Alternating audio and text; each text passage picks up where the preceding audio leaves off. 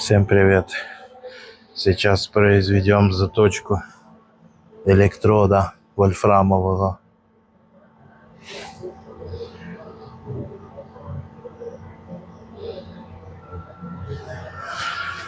Покажу, как правильно затачивать.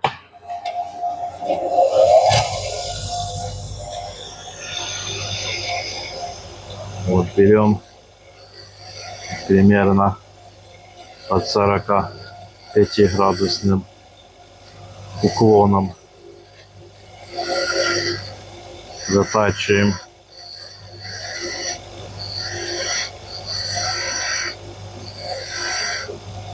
45 градусов плюс-минус.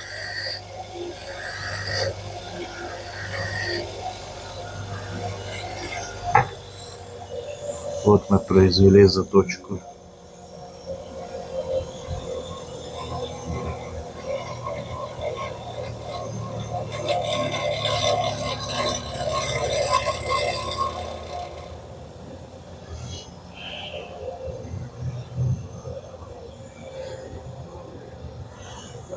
Ничего не видно.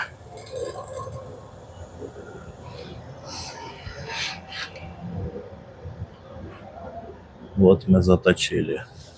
Правда, не видно ничего.